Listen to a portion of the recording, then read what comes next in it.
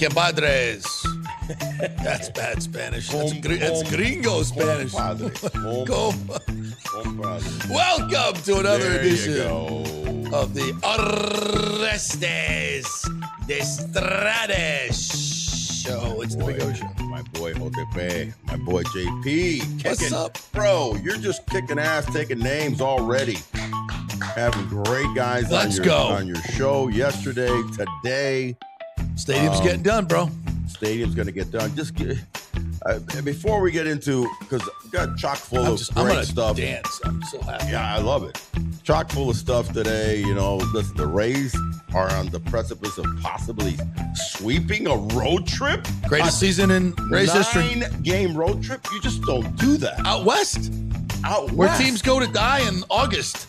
So we're going to talk about that. We're going to talk about, changing Freddy, which there's a double entendre. By the way, you hear I'm using big words. Saw that, yeah. You like that? Double entendre. Oh, yeah. I played with a guy. We had that last show. I played with a guy named Entendre. Julio Entendre. He was a Venezuelan. And when he got a double, was it a double entendre? It was a double entendre. Holy shit. You are in rarefied air. You're like Air Jordan right now. Yeah. So we're going to talk about changing Freddy a little bit. By that is, again, that double entendre is that he's throwing more changeup. I love it. He looked good. Quality start. Slim margins. Saying ain't so. Slim margins is going to be a lot of fun because of the fact that, where the Rays and how they play. Saying ain't so. We'll get into the alleged cheating scandal of the Bo Sox. Bo Sox. I'm going to love We're that. We're going to get into that. But before we get into all of that, you did have Bill Carlson on. I did. And just give, the Petermans and Peter ladies. Babby called in the middle of the show. Senor Ken Babby popped in. She knows we're in the middle of the show. I didn't get a chance to talk to him, but give a little post game recap of that. So here's the deal. Basically, Bill Carlson is the swing vote for the stadium. Sure is. On the city council. There's a lot of shenanigans going on around it. I'm not going to get into all that. The bottom line is he's come up with a very creative financial plan using TIF and CDD, which is kind of how, not kind of, but that's how the battery was done. And the Rays came with a different model, which was fine, except it really doesn't satisfy. It's involving the CIT money in the city, and they weren't going to do that. So you had to find a way around it. And Carlson came up with a great idea, actually, that's going to bring more money to the city and the county in the long run.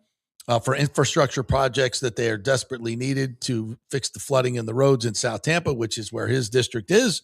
So you satisfy that, and it is indeed what Carlson has called it, a win-win-win. So we kind of detailed that whole thing, and Babby's on board with it. The county's on board with it. The mayor's office seems to be on board with it as well. So we just all that is left, and I asked him what's left to do. He said, well, I want to get some public input, make sure that everybody's on board with it, and they understand, as many constituents understand that this is not a subsidy for the Rays. The money's not going into their pockets.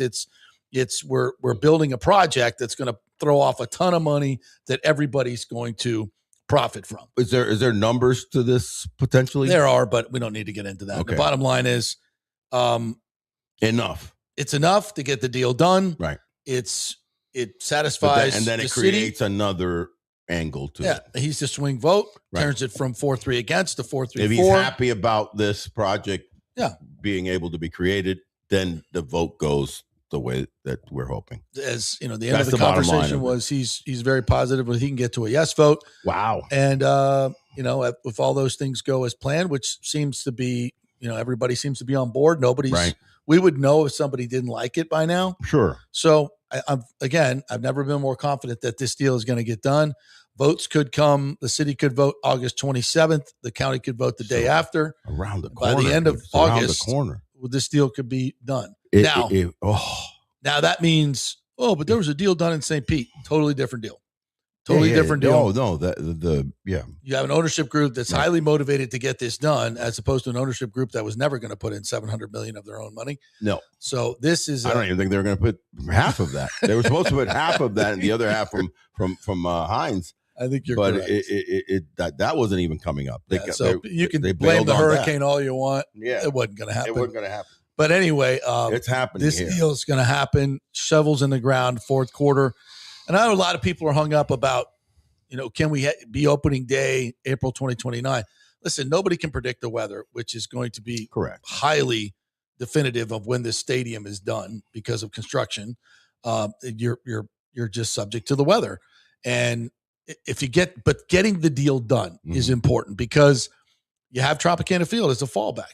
If you have to play another season there, you can. If you have to play another 2 months there, that was my next point. If you have to play a half season there, and you just find, they at that point, MLB can schedule it up, kind of. And the bottom line is the Rays that type of opening. Bottom line is the Rays are, once it's complete, the Rays are staying here. Yeah. No more talk about Orlando or none of that bullshit. Else. Yeah. They're staying here. This is their forever home. We're getting it done, and we'll leave the timetable for getting into, getting into the new stadium to the weather gods, and that's fine. Yeah. Get the deal done. Have a future. Have some financial certainty as best you can predict, and start running your club based on that. And we're good to go. Fine work, brother. All I know is that, listen, we talk about the Rays a lot of times, are like the little engine that could, but does such big things. And we're going to be talking about that when we talk about slim margins and all the things that they've kind of just more recently created with the additions of a 3 fine, trade players. The FanStream Sports Tampa Bay is almost, kind of a microcosm of that too, because you're bringing so much important information, important community leaders from both sides. Oh, by the way, you don't just, pick and choose and have one side. No, you want to get the entire picture. You want to get the entire picture. So I applaud you Balanced for that. Reporting. I applaud independent you for that reporting, because this is the place to come. And, obviously Bobby Buckhorn is a dear friend too. And he's been on here numerous times. And he's got a great chance to be mayor, but Carlson also sees as the swing vote. Carlson sees FanStream Sports Tampa Bay is like, I need to pop on that JP Peterson show. Which, by the way, and I say this in the most humble way possible, they contact me. Yeah, and say I'd like to come on. Tomorrow. By the way, the mayor's office. By the way, so and that's because your credibility that you brought to FanStream Sports Tampa Bay. So thank you for that. But you've been doing it for years now. So this is the reporting is the reporting, and then good reporting, the cream rises to the top. Yeah, that's the way it goes. And another one that you just recently had on that I think is pushing for these things and telling her, associations of district board members and county board members, city board members. That's Mayor Jane. Yeah, Mayor Jane. And her office contacted us to come on the show. And on her vacation, by the way. Yeah, thank you very much, Mayor. She sees that they have to be all over the place. Yeah. And use the proper media correctly, but kudos to you, buddy. And I appreciate that, but it's Tampa Bay is the reason people listen. Bay and the joy that the Rays are giving me and so many Rays fans, hundreds of thousands of Rays fans here. I mean, I'm up till midnight last night just freaking enjoying this ridiculous comeback win. Yeah. Did you see that note that Topkin wrote? This is their first road comeback down 4 or more runs in the 7th inning or later since 2009. How about so that's how special that win was last night. You don't go down 4 runs on the road and win in this league. Yeah. It's very difficult. In your 7th game on the road. Right. Out by west, the way. Again, out west. Three time zone difference. Straight. Yeah. And your 7th game on the road, you've already traveled, from Seattle. Now, then you, oh my goodness. I mean, you're jumping all over the place. Colorado, Seattle. Now you're in Sacramento. Well, you know how hard that is, dude, right? The West Coast trips, those 10-day trips, beat you the heck up. It really is. Talk a little bit about that. Yeah, it is. I remember, especially with the Pirates when we go out again from all the way east, and you make that swell of facing the Dodgers, who were really strong back in the late 80s and in the 90s, and then and with the Marlins too, coming way east again. So it's you finish a homestand and you're jumping on a plane, boom, you don't even have a day off, and you're hitting a 3-game series in LA, a 3-game series in San Francisco. Usually we went LA, San Diego, then up to San Francisco. and it was like boom, boom, boom, and your head's spinning, and and you're facing Oral Hershiser and Good luck with that. yeah, exactly. So and all these guys. So it's the people don't realize how the schedule of Major League Baseball is unlike any other major sport. Grind. It is such a grind. It's east, west, north, south, and it's so many games. I still believe that it's too many games. I don't think we need that many games, but it is what it is. It's been like this now for 60 years, and before that it was 154 games. So it's not like it was a short season. They just added 8 games, but you battle through it. Those that can withstand the marathon are the ones that come out ahead, and then you have the second season, which is the playoffs, and then now with the extended format of the playoffs, it becomes even dicier, and that's why home field advantage is important. Obviously, winning or having the best record in your league is important. So we're seeing the Rays do something that, again, like Tom Tompkins just said, hadn't been done since 2009. Oh, by the way, when was that? 2009, right around the greatest season in Rays history was 2008. It's on the heels of that, because that is the greatest season. Let's be candid. Yep. 2020 was super exciting, super fun. That was a college season. Yeah. It was 60-game sprint, and then you had an NCAA Omaha-esque.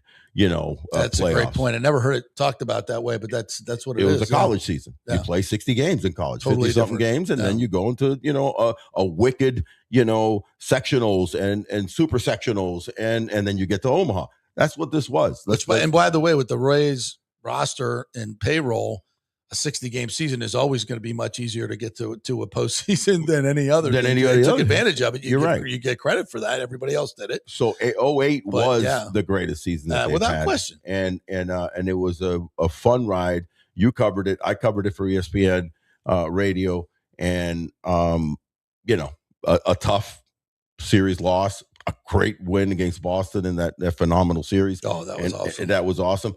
But fast forwarding to now, what we're seeing happening, coming back from 4 runs down, popping an 8 spot in the 8th inning, having this incredible, however depleted these A's, who, by the way, just a month or so ago, were not a fun team to go play in Sacramento. No.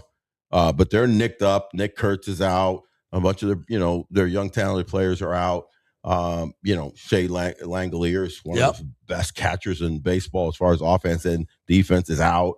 So this isn't the same team. Nevertheless, it's still a major league team, and to put an 8 spot on them and come back, I thought is incredible. To be on the precipice, JP, of possibly sweeping a road series of 9 games.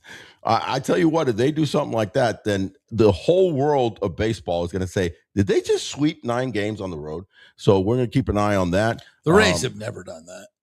That would be a first in franchise history. Dude, that's unfathomable for any team, including the storied teams like the Reds and Yankees and Dodgers and Orioles. I mean, I'm talking the historic teams that go way back to the 1900s.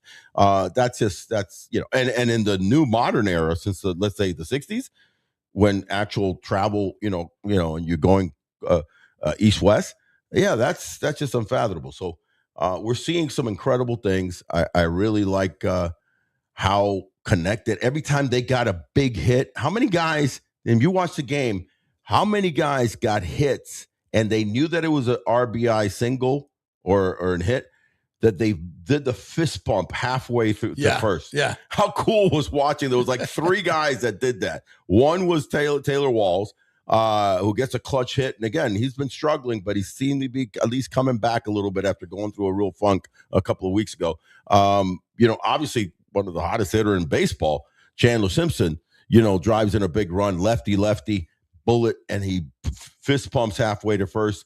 And then Jonathan Aranda takes a low breaking pitch, again against the lefty, boom, and he's fist bumping halfway to first. So these guys who are 20 some odd games, over 500, are super excited. They know what they're doing. You've been talking, I've been talking. Yeah, more you, because I'm kind of like, is this really going to be that special season? But in the last week or two, you've been like, I'm feeling something special. it's really neat to watch. And we're at the precipice, as I say, of 118 games. We're coming up on 44 120. left. Yeah, we're talking that they're 3/4 of the way of the They're season. 6 games up on the Yankees. Yeah. They're 8 games up on the cheating Red Sox. Still be careful, because remember, you got 3 at the end of the season against Boston, and you got a 3-day series, 4-game series against the Yankees because of their little trickery shenanigans they pulled on the rainout when they weren't playing well, and they remember when they banged the game. I remember that they weren't good. Like the day before they canceled. Yeah, they're like, no game. It's get out of here with that. We have a problem. It's China. Something happened, and before you knew it, we have a 4-game series at the end of the season. They figured, listen, we best be doing better at the end of the season. We'll take our chances, and we got them here for 4, or it might be there. I think it's home. But regardless, it's a 4-game series. No, it's over there, if I'm not mistaken. But regardless, listen, this is you don't take anything for granted, right now. And one of the things we are going to talk about, the reason you don't take it for granted is the slim margins. Because this team, bro, the best way to describe them, they're like a grocery store. They're like a supermarket. Okay. The slimmest of margins in the world of business have always been said is where? Food. Grocery markets. Grocery markets. Yeah. Except Publix. Well, Whole Foods. Supposedly Publix works on a very slim margin too. So I don't know about that, but it seems like since 2020 their not anymore have gone up. But notoriously, the supermarket realm works on a very slim margin, right? So because of all their overhead, because of all their costs, and how many buildings that they have in every couple of blocks, it costs them a lot of money to put their products out there. Slim margin. The Rays work on a very slim margin too. Unlike, let's say, the Milwaukee Brewers, large margin. I mean, their run differentials is over 100. Oh yeah. Atlanta is over 100. The Dodgers have been hit a little bit lately, but they're still hovering around 100. These guys are at 50. That means that in the 118 games they've played, they're averaging 4.48 runs scored a game. Remember that number, 4.48. Mm-hmm. They give up 4.04 runs a game. It's like right half a run there. It's basically a half a run. Well, you called that in the beginning of the season. You said we're going to win a lot of 4-3 games. But you absolutely nailed it there, man. And this is a team that everything has to be on point. I think the additions overall for the final couple of months of the season of Freddy Peralta, we're going to talk about him in a minute and how he did. Liam Hicks, run producer, is going to add to that run production. And then the sleeper of the 3 might be Tyler Wills. This guy's a bulldog, and he comes in. You needed that one other arm because you have obviously, a guy that just saved his 23rd, game in a row, and Brian Baker.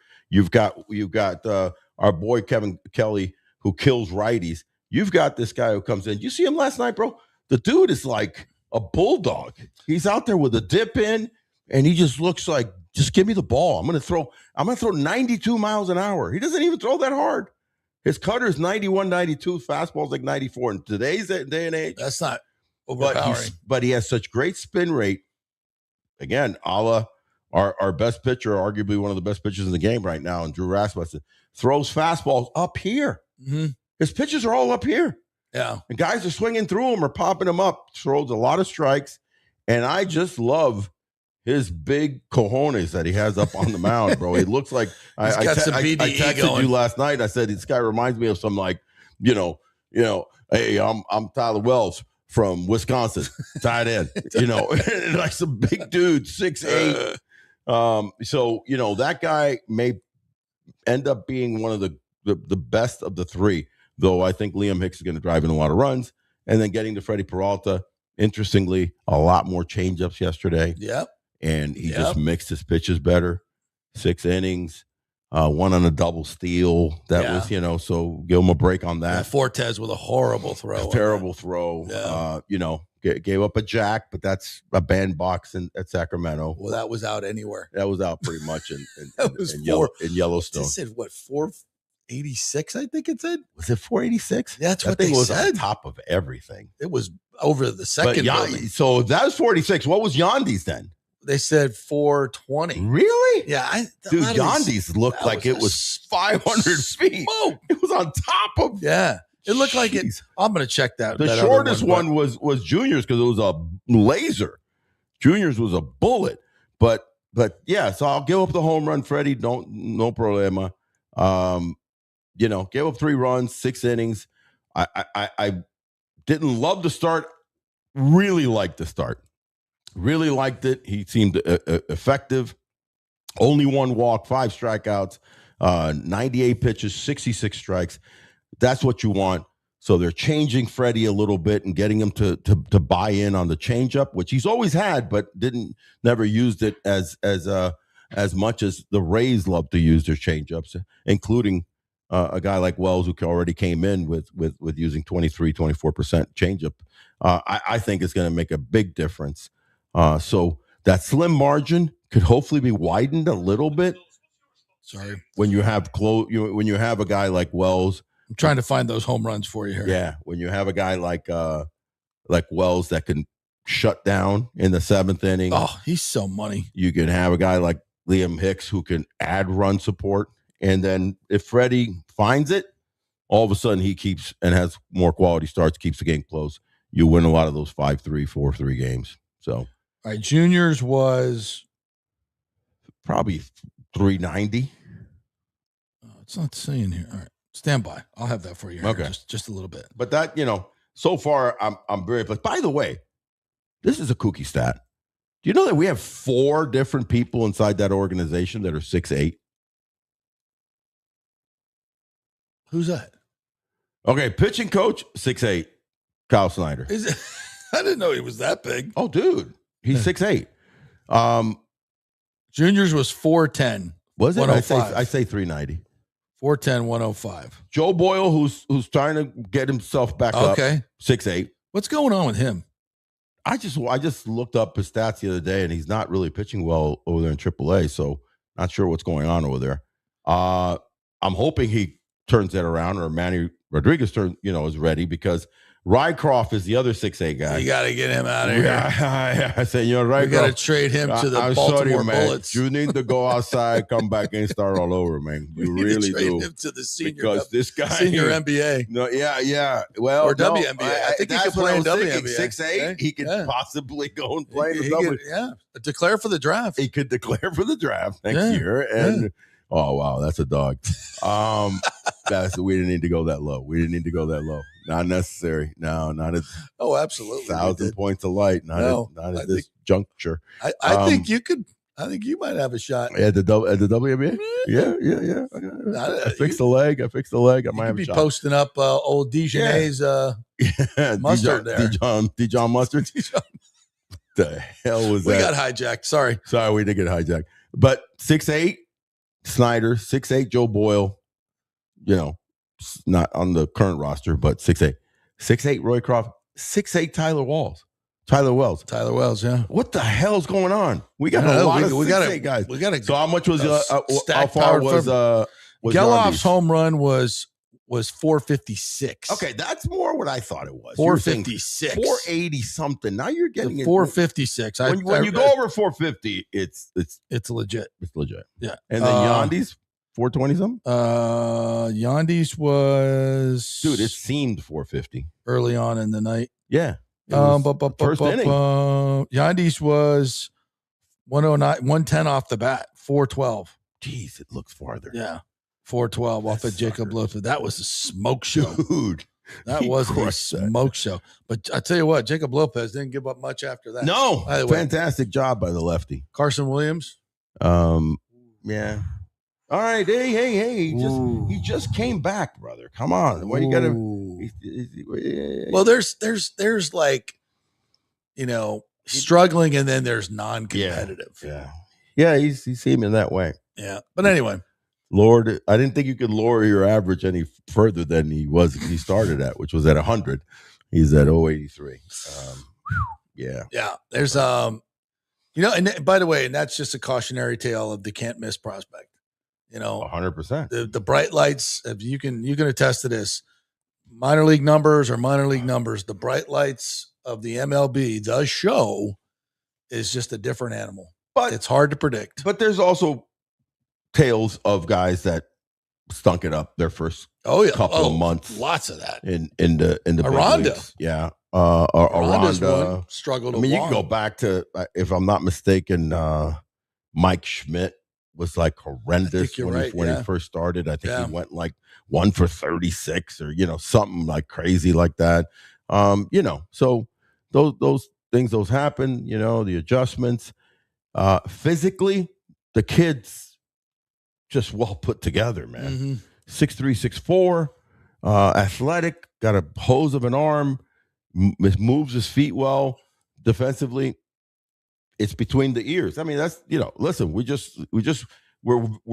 literally in midseason or 3/4 of the way of the season are watching a transfer at one of the biggest sports organizations in all of the world, and that is the New York Yankees.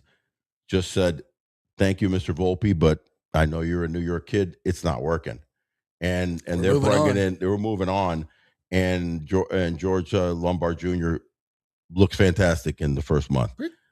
Pretty good. Dude, good. Not only the couple of home runs. And I don't know if you've seen the video where they have layered the two swings between him and Jeter.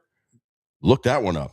Dude, almost identical swings. Really? Almost identical. The way they set up, and Jeter has that, the only thing that Jeter did different, that inside out swing, but the way they finish, the way they fall over the plate, scary. Wow, I did not see that. Because they're about the same size, 6'1", 6'2", Interesting. But this kid can play some shortstop. Holy shit. Yeah. He is impressive. Go deep in the hole. That should not go away. That should stay consistent. The offense, I don't think we don't know yet. We don't know if that's going to be legit, but that's the game of baseball. So I'm not giving up on Carson Williams yet. Listen, I can dog a pitcher. I've always told you before, I don't mind dogging pitchers when they suck because me don't like pitchers very much. I'm still a hitter in my mind, even though I've been long retired. Us hitters you stick together. It's just we stick together. Yeah. So I always give a chance to a hitter, even if he's struggling out his ass. So keep swinging, Carlson. Go up the middle, baby. And you never know. You may have an important hit later on in the season, or if somebody gets hurt, you have to play in the playoffs. There's but that those things happen. Are necessary sometimes. But that comeback last night. Comeback was phenomenal. I mean, the 12 batters in the eighth, the first 8 reach. Everybody's pitching in. Simpson comes up after the Caminero bomb. Yeah. Simpson comes up and I did feel a little bit for Seth Johnson. Like just a wee bit. Really? After Lopez how do you just slink back?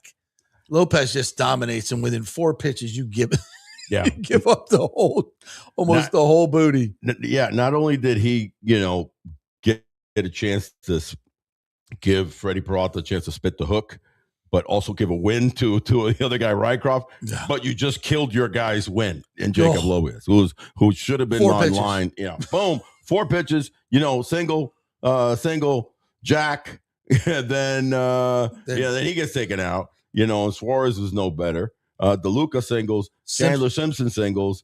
How about Simpson's at bat? That was smokes it right back up the middle to tie the game. That was great. Yeah. And then Taylor Walls. And then DeLuca steals third.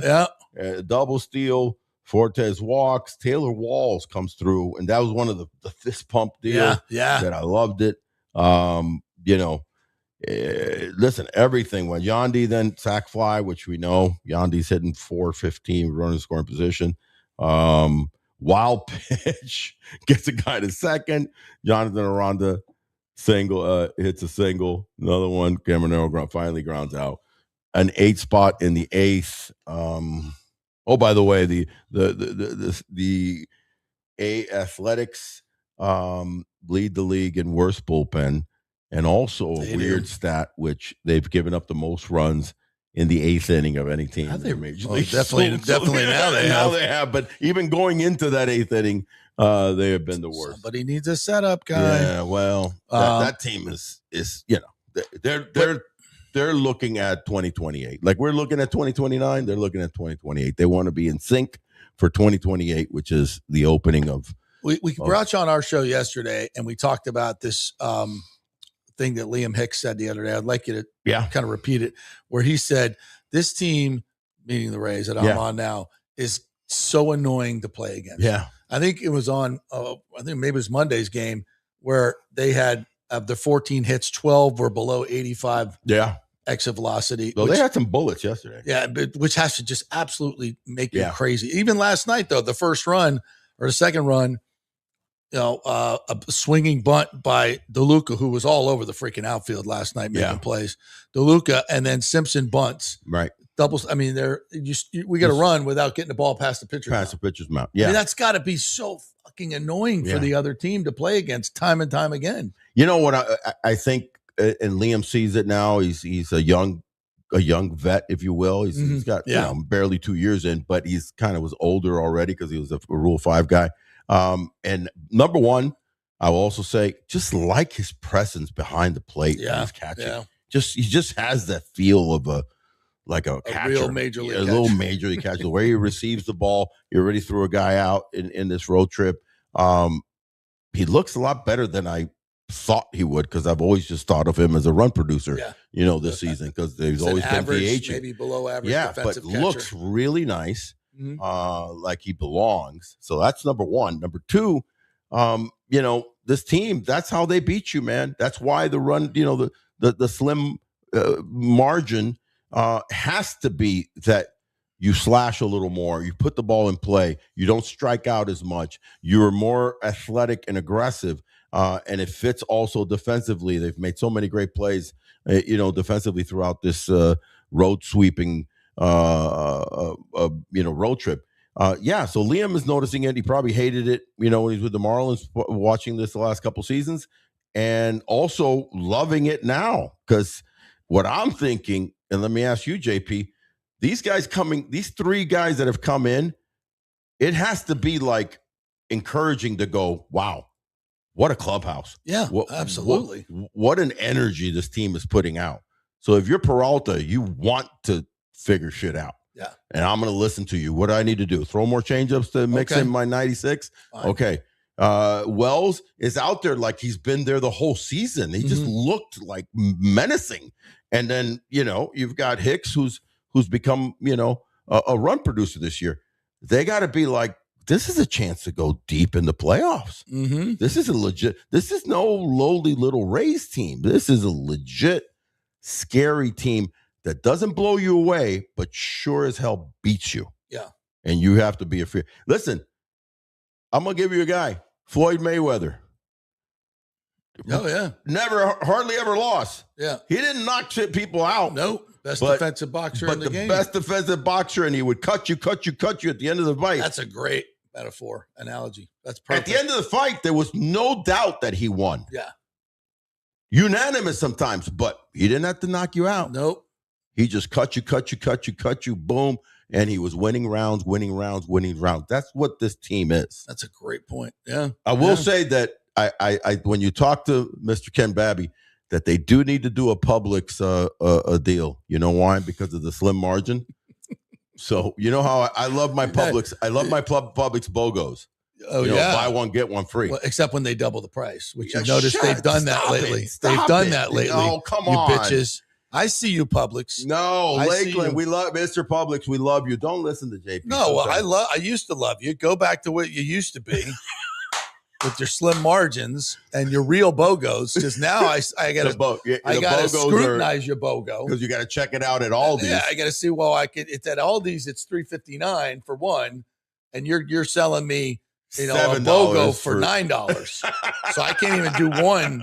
Well, my thought, maybe they need to do it with Aldi's. I don't know. But the BOGO deal, here's the campaign.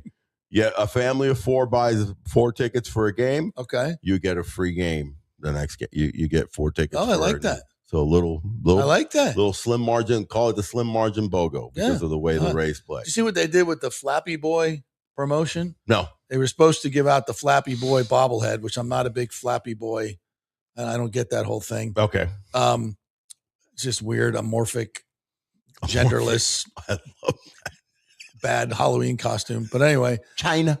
It's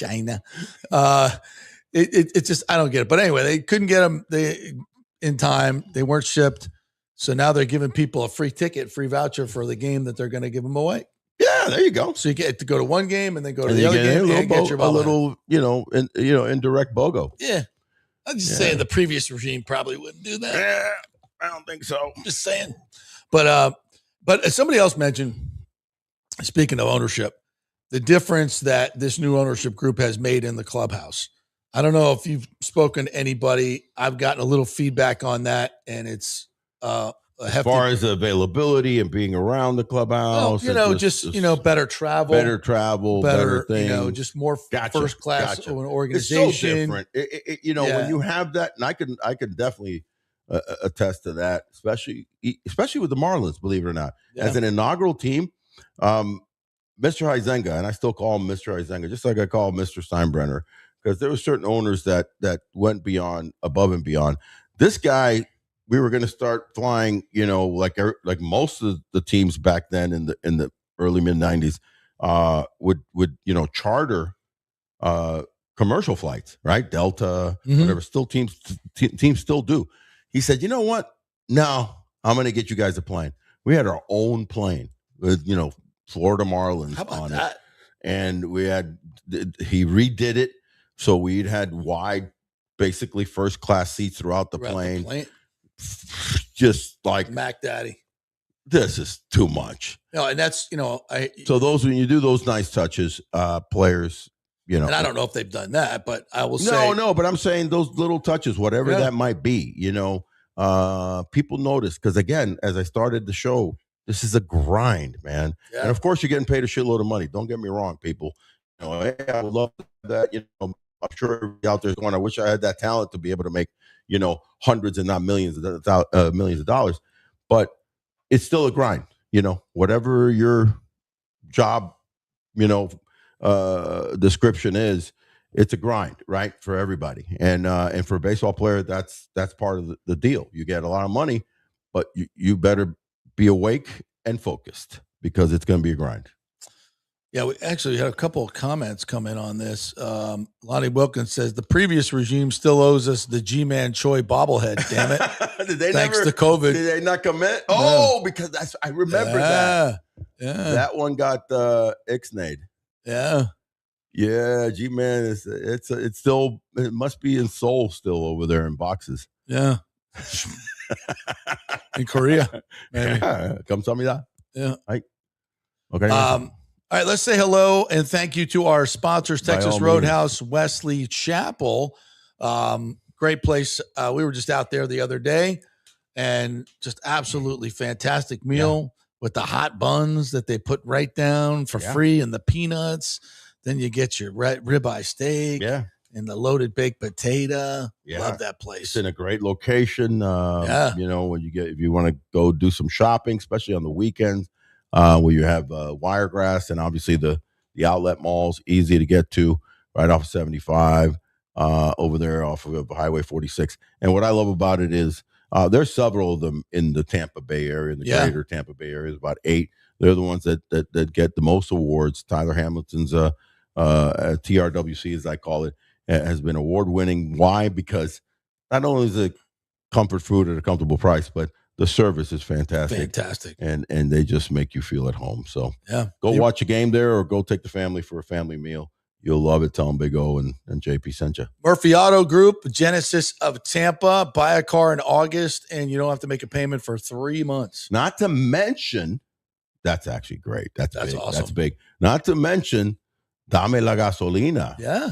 Complimentary gas. You buy a car through the rest of the baseball season. That's not, all the way through October. I mean, complimentary gas right up to the CBA starting November 1st. Okay. And at that point, it's just going to give us a lot of gas. It's going to give us a lot of. So I can't say enough about the great folks at Genesis of Tampa, and the whole lineup of Murphy Auto Group dealerships from here to Augusta, but here locally, obviously the great service at Genesis, firsthand, and I know firsthand of Miracle Toyota and award-winning Toyota in dealership. Haines City. Yeah. Miracle Toyota. Yeah. 2 great places to get a car. They're making deals. So please visit these dealerships and tell them Big O and JP sent you. And let's not forget Lily Lux Rescreen. If you got one of them cages or any screening at your home at all, and you need to get it redone, Lily Lux Rescreen is the way to go. LILYLUXE rescreen.com.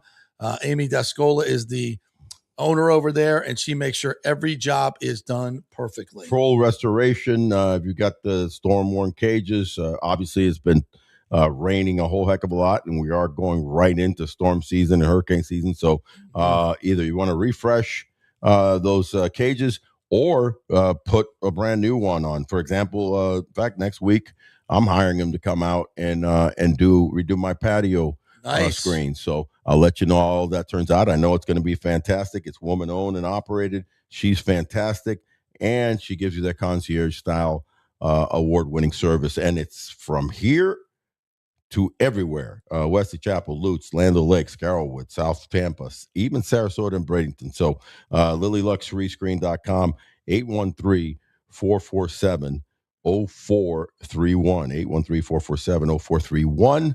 Amy D is a huge Philadelphia Eagles fan. She's also a Bucs fan, but I know she is pumped up. You're going to have to pop her back in here and get her on and start, she's going to be fly, Eagles fly stuff. But stop looking at that rusty cage and that torn screen you've been putting off for 3 years.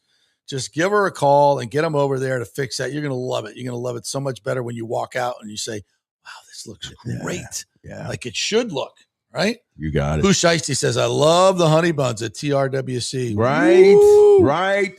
Fantastic. Shiesty. The shyster. Yeah. Yeah. All right. So say it ain't so, bro. Say it ain't so. Are you talking about the red slops? Say it ain't so, man. Cheating bastards that they are. hey, JP, come on now. Allegedly. So, yeah, exactly. You're going to be slandering a team from so a the team 1900s. That went 27-4. 27-3. 27-3. Get the hell out of here with the 4. And then also in a recent series scored, what'd you say, 46 runs in 4 games? I'm going to tell you what they did. In a 4-game stretch where this started coming out from Chicago White Sox fans and I guess some podcasters and stuff of the White Sox who just had it. And they're like, what the hell is going on here? As they got like spanked left and right, like if they were, nobodies. And this is a team that's playing really well and leading the Central. Well, they got pissed and they put out there, I don't know how valid it is, but from the moment that came out, and then one more game, it kind of came out right after the first game that they beat the A's. Well, in those 3 games and the first game of the A's, they scored 43 runs in 4 games. 43 runs in 4 games? In 4 games. It's almost like they knew the pitches that were coming. And then the last 4 games, since kind of this has been out in the zeitgeist of cyberspace and social media, in the last 4 games, they've lost 3, and they've only scored the last 3 games. Excuse me, they've gotten beat 3 times, and they've only scored 7 runs.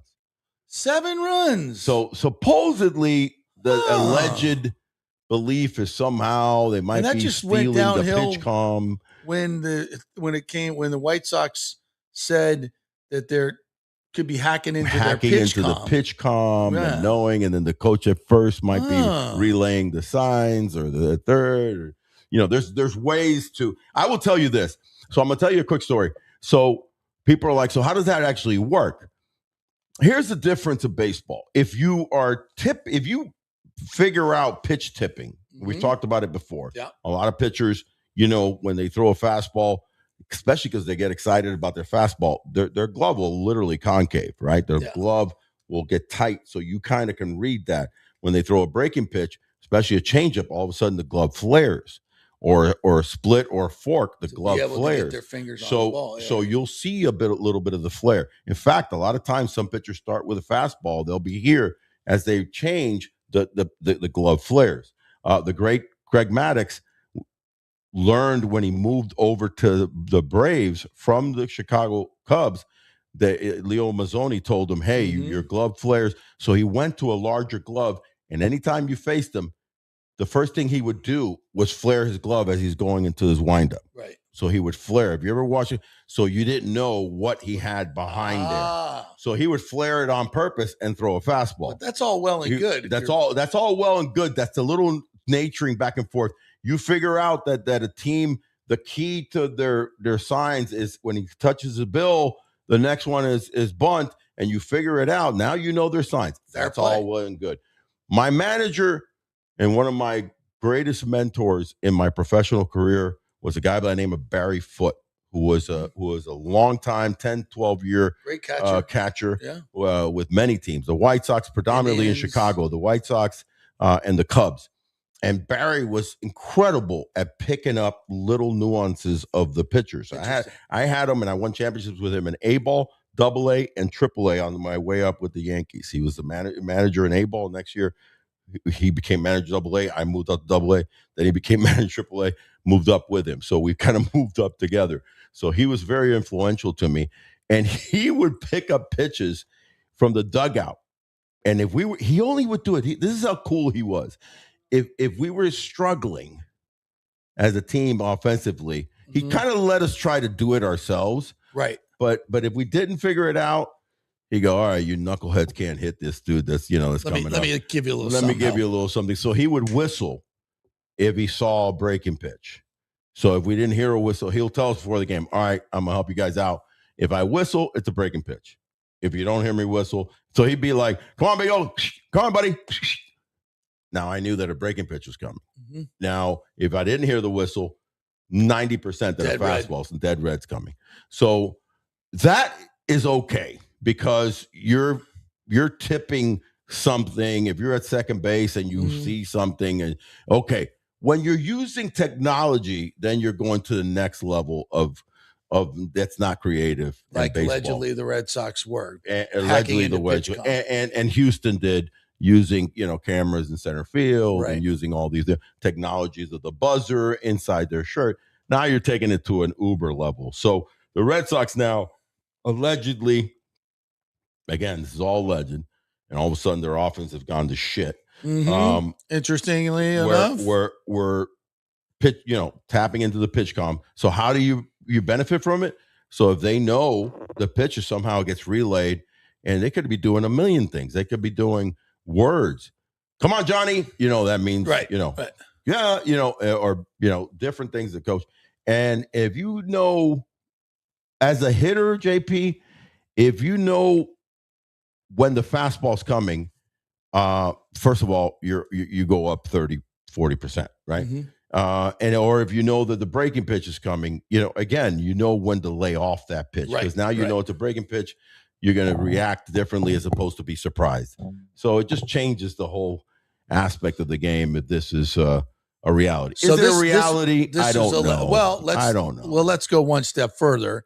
If you were able to go back and watch all the Red Sox games before and after that demarcation during point, this month-long, you would be able to tell if they knew what was coming. I think so because So people are doing that right now. They're going back through it and they're watching. They're watching. Is that what you? I would think so. And then also their opponents that got their ass beat are saying they're either saying I knew it because pitchers know. Yeah, it's like how the hell did he know take that pitch or how he hit that slider exactly because that was one of my nastier sliders. Yeah, but again, as a former hitter, I'll tell you if. Like there was when I went to Japan and I was talking to you about, the great Jordan Alvarez and the season that he's having right now. It really took him being very balanced because obviously he's seeing a lot of breaking pitches because who the hell is going to throw this guy fastball after fastball? Right. So he had to create balance in order to offset the breaking pitches. That's what I had to do to have my great years in Japan. Right. So there was no doubt that I had to because they throw a shitload of forks, sliders, splits, right? More than almost fastballs. They just did a report on Yamamoto. Do you know that he's throwing more splitters than fastballs? That doesn't shock me. He's thrown 521 splits and like 514 fastballs. That's unfathomable. Yeah. People, you're always working off the fastball. Fastball might be 8%. Then your next pitch might be 25, but it's never the other way around. Mm-hmm. So you had to learn. Well, there was a few guys that tipped really well that I really knew that were nasty. This guy named Takada, who after facing him 10 or 12, 15 times, I finally saw when he would do. Yeah. Bro, I took a forkball off this guy to walk off a win in the bottom of the ninth. Put it this way. 2 weeks before, he struck me out 4 times in a row. Right. In a game at the Tokyo Dome. 4 times in a row. And I said, So I studied the hell out of this guy. Yeah. And I go, there's got to be something that he tips a little bit. Mm-hmm. Again, found it, studied it. 2 weeks later, I'm facing him in a game. He's into the 9th inning, bro. Mm-hmm. And he's got us beat. And it's like 4-2. I got like 2 guys on. And he tipped off his fork. This thing was a nasty fork down and away. Wasn't even a strike, but I knew it was coming. That I golfed it to center, out, stood there, did my pose that I did that I was famous for. And I looked at him. And he had this look like, there's no way in hell that you could have hit that. Yeah. Yeah. Unless you knew it was coming. And I was like, I knew it was coming. But if they go back and look at this as far as the Red Sox and you see multiple pitchers, and people knowing what's coming, then we'll know. People will know. At least it'll become a bigger report. It'll become, because once they put back-to-back videos of these takes, and they says, you're like, little Cedane Rafaela, is doing this, and Montessario. That's what I'm talking about. Siegler, it's not Contreras, and even I'll give you Abreu. Those are their big 2 thumpers. Yeah, it's Trevor Story's down and out, but these other dudes, Wong now is hitting, and so what the hell's going on? Well, let's see what happens to the Red Sox now. They've lost 3 in a row. Say it ain't so, Joe Jackson. We shall see. All right, let's get to our great commenters and our members. We have a new member, Nathan Stout. I like the name. Nathan Stout, very stout. He has very stout opinions too. So thank you for joining. I'm looking for your comments if you have any, and you haven't made any comments, Nathan. He's joined. So thank you very much for becoming part of the getting bigger and better. The FanStream Sports Tampa Bay family. By the way, website is up. It's not complete, but it is up. You can watch the shows there. You can watch all of our archive shows. Looking really nice. You look marvelous. Yeah, no, but it's just so nice, easier. Guys and gals, it's so much more accessible and easier to navigate through. When it's finally done, you're going to absolutely Sports TV. Love it. Watch it live, archive, the whole deal. All right. We do have some members that are chiming in. Alejandro gives us a little injury update. He really wants, who was it that he wants us to pick up? Lance McCullers. Lance McCullers Jr. You want to? Not sure about that one. I think crap on that? I think his best. Love the kid. Love the kid. Love the family. Awesome. Yeah. I don't know. It's just that's a tough pickup. Yeah. It might. You never really know. Injured. Listen, if anybody can rehab him, it's the Rays. It's the Rays, and the way Rycroft is pitching, I'd rather have for sure McCullers. Yeah. Rather bring back Christy Matheson from the grave. Oh, come on now. Alejandro says Sugar Shane is estimated to return to the rotation on 8/19 during the Blue Jays series. The pitching matchup is correct. Sugar Shane versus Max Scherzer. Ooh, Alejandro is the pitching matchup guru. He does like matchups. He does like matchup. Yeah. He's a matchmaker. He has a couple of options for you to help the rotation. Option 1, call up one of the starters from Durham, whether it be Brody or Ty. I prefer Ty Johnson, nice. Right? Yeah, Ty Johnson's. Option 2, free agent starter who might be available. Just 6-man rotation to limit some innings. Yeah. Top 3 options are Alex Cobb, Marquez, or Lance McCullers Jr. So we're going to say no on that. Jimmy J. Voyager says a small construction delay is not a big deal. Seattle opened up their season in the Kingdome before moving to now T-Mobile Park midseason. You're right. You are correct, sir. Yes. Rick says, I'm cutting the grass while listening to the Big Brown Cuban. Yes, sir. We just built different, me amigo. Yes, we are built. Yeah. Show them guns. Show them guns. Come on now, brother. Let's go. 64 has got nothing on me. Hold on. Let me.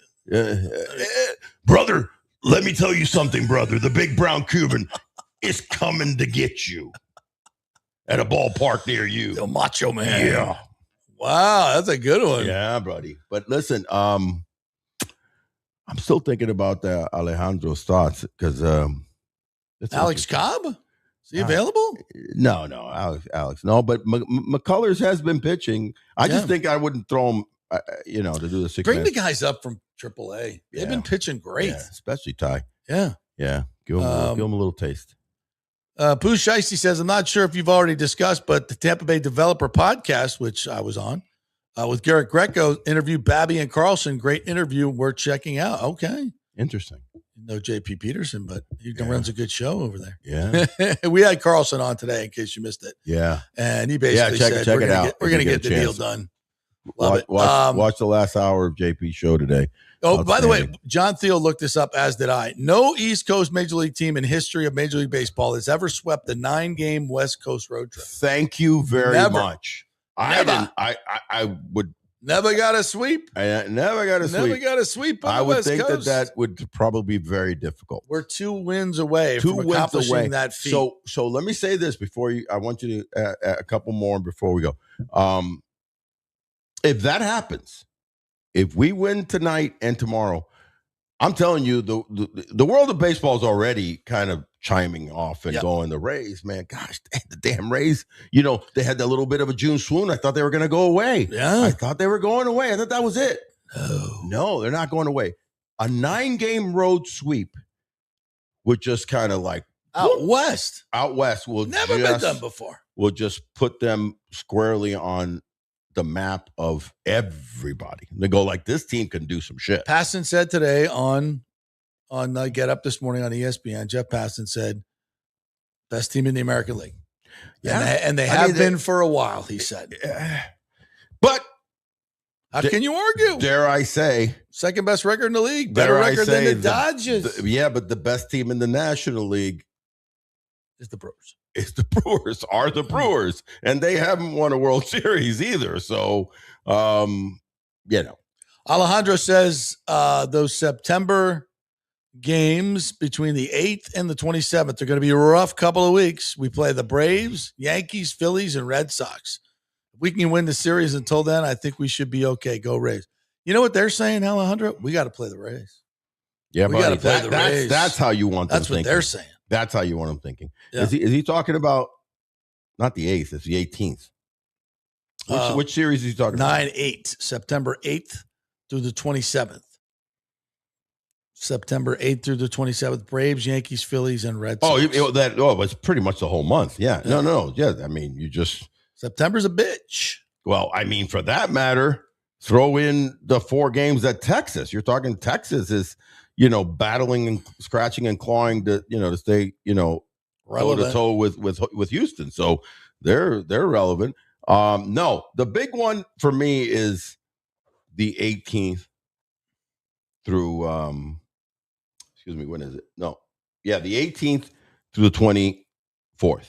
18th through the 24th. You've got 7 games against Boston and the Yankees. So you need to be comfy at that point. You need to be up and stay the course right now at 6-7 games ahead. So then, they got to come, 6 games up. It's a lot. If you're 6 games up going at that point, they got to sweep the hell out of you and you got to lose every game the rest of the season. Yeah, with our pitching, that's going to be tough. That's what I'm saying. So just stay the course right now, as they say. Stay the course. Rick says Dijon on the Big Brown Cuban. Hello. Said I saw that movie once. Yes, that might have been. I don't know what channel you were on. Oh, I know. Squiggly lines from the 90s. Lonnie Wilkins said, or the Japanese ones where they kind of hate when they blur out. I have no idea what you're talking about. Yeah, what is going on with that? With blurring out? What are we doing? They're Japanese. They have magazines. Anime magazines at any little 7-Eleven right now showing schoolgirls and stuff like that. No, but then you get their videos and they blur. What are we doing? What are we doing with this? Just open it up. Yeah. Lonnie Wilkins says, I don't even want to go there. 35 years of being in Japan. 40 years. Let me see. Yeah, it's like the 35. It's like the tassels. I mean, yeah. Why? Just doing? At this point. What are we doing? Hello. Lonnie Wilkins said, just had a wild ass storm blow through Chicago. A derecho with 100-mile-per-hour winds here, or was it the power of the Rays offense? No, the Rays offense is not a powerful blowing wind. It's a lightning strike here and there. I'm gonna tell you right now. So let's look at just look at the August wins. Right, 1-0. Then they lost 9-1. Then they won. They did score 13 on Colorado that one game.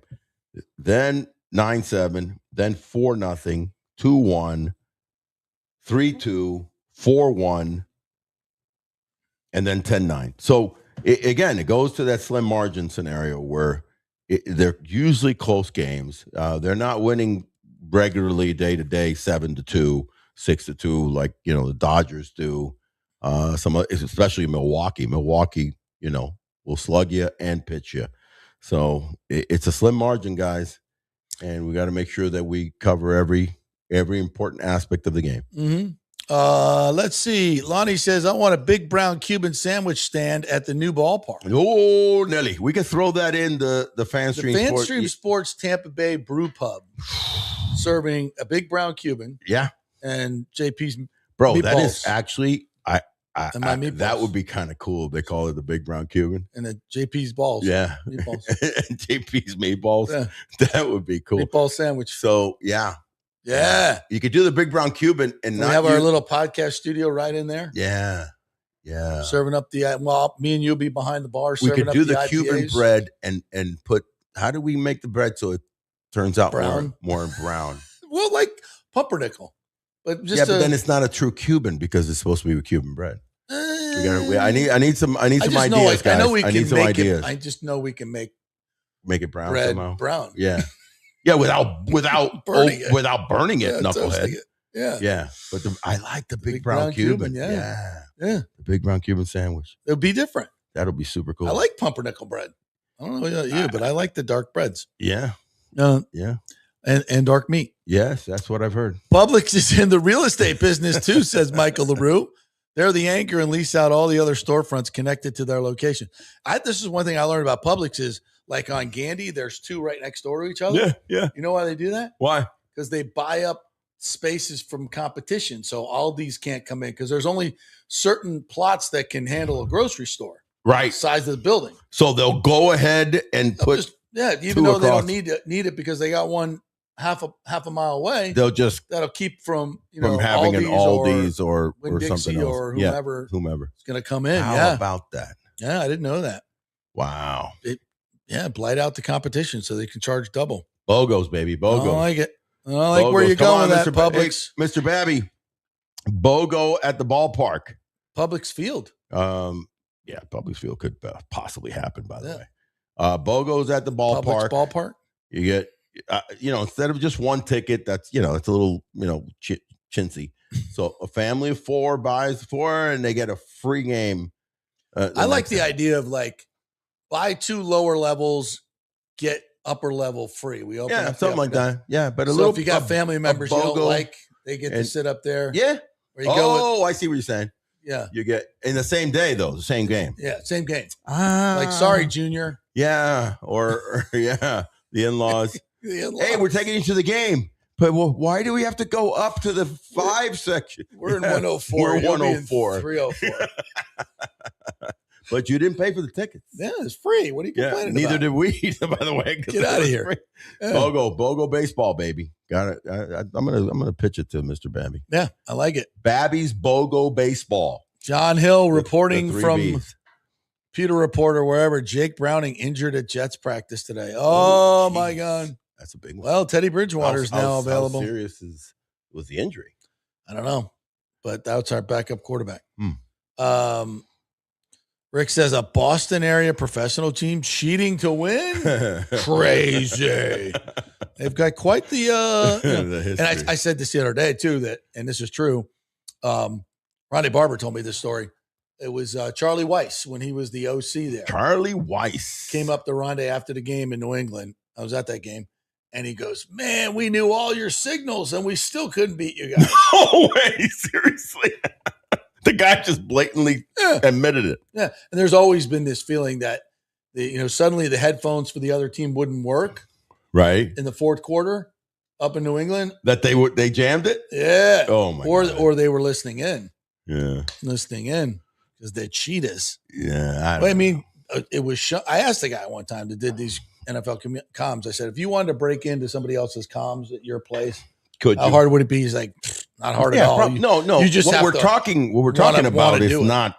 No, you really don't need an MIT person to do this. You don't to break into pitch comms. You shouldn't. Yeah, you have to have the immoral fortitude to do it. Clearly, Belichick. # immoral fortitude. Yeah, he had that. Look at those pythons on the big brown Cuban, says Pooh Shiesty. Look, you're getting everybody all excited. Yeah, listen, I may come back as a Pooh Shiesty says WWE, because WWE I can fake it, even though I got the bad leg. See, you know how many guys have been on WWE that were just done, their knees were done. That's not real. I saw it on ESPN. Sorry to tell you. I saw it on ESPN. Yeah. They're talking. They were breaking it down, and on Netflix too. And they were breaking it down on ESPN. Netflix makes it. They make Raw real too. It's not real. Yeah, so I can get on that because I still got the look. Upper body is strong, but the legs, I feel like it's no bueno, man. Pooh Shiesty says Publix Field, where winning is a pleasure. Oh, there. Mic drop, ball drop. Speaking of ball drop, field. Rick says JP's meatballs are just like his sports career. Better 40 years ago. I get it. May she rest in peace. My mother, my wonderful mother, Roxana D'Amelia. Roxana D'Amelia. Good Italian lady. The D'Amelia home recipe. Yeah. I'm telling you. And her the meatballs were outstanding. Oh, the lasagna recipe. Serious? You know what? I haven't made a lasagna and sauce and meatballs in a long time. You use her recipe? Oh, yeah. Phenomenal? Yeah. How many layers we're talking? Never wrote it down. It's all up here. Seriously? It's like Charlie Miranda. No computers. No computers all up here. Charlie, it's right here. Charlie's computer's on the CRT fritz is right. Yeah, right. Yeah. There's no set amount of layers. There isn't. No.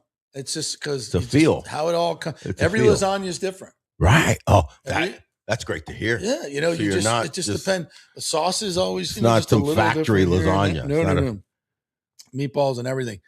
It's outstanding. But this is key. How many cheeses? Different types of cheeses? Well, you got the ricotta, right? But there's a special way to make the ricotta mixture. Oh, wow. Oh, okay. Yeah. Fresh parsley. Oh. Salt and pepper. Right. A little bit of garlic powder. Nice. Pressed garlic in there. Nice. And that turns the ricotta from just cheese into some amazing bubbly. Oh, it's just so wonderful. Yeah. And love me a good. Do not come to me with the low fat or fat free. No. Ricotta. No. That is not ricotta. Everything's got to be. That is full fat. Baby. Full fat. And ground beef has got to be full. You use but there's a mixture of meats. Oh, you have veal. Oh, beef, beef. Yeah, and pork. Oh, it's a tri meat. Never had that. Yeah, that's how you make the meatballs. Yeah, I'd like to try. That's how you make the meatballs, and you put all the spices. I'd like to try. And then you make all the meatballs, bake them in the oven. Gotcha. And then you put them in the sauce, the big pot of sauce. So the meatballs sit in the sauce, and they just flavors the sauce, it flavors the meatball. I've known you for many years, and I've never. I don't make it much anymore because every time I make a lasagna, I gain 10 pounds. I don't care. I will eat lasagna, and Ashley will back me up on this.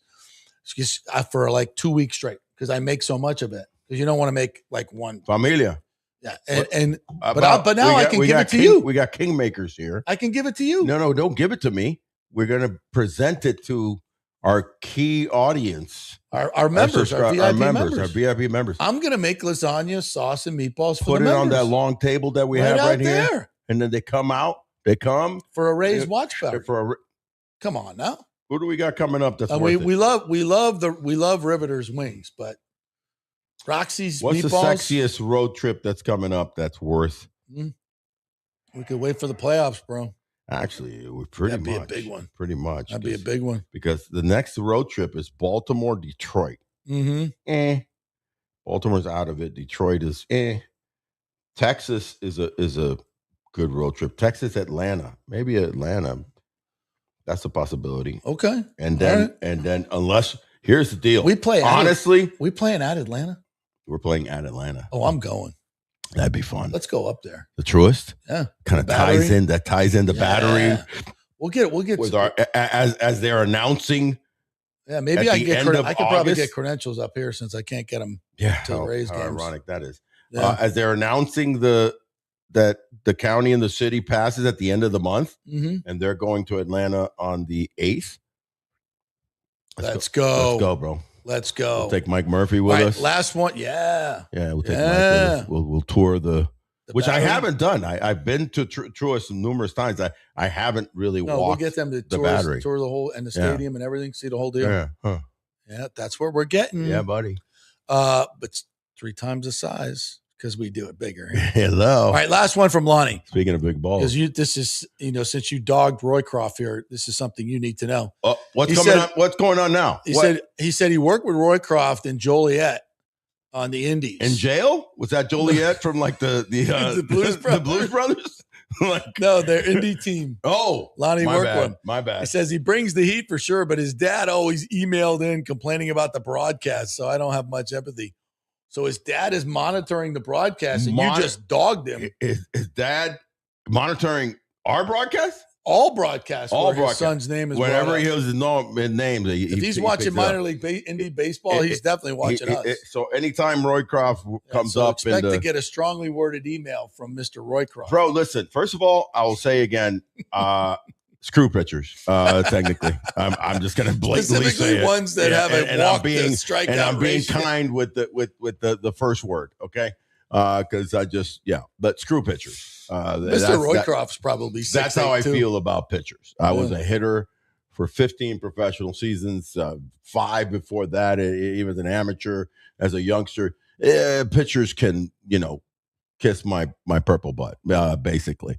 But that's the way I feel. Brown Cuban ass. Big brown Cuban butt.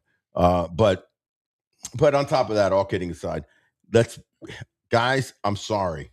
Okay, I want to be nice, but look, if you get a chance, just look at his at Chris's repertoire and tenure in his short stint in the big leagues.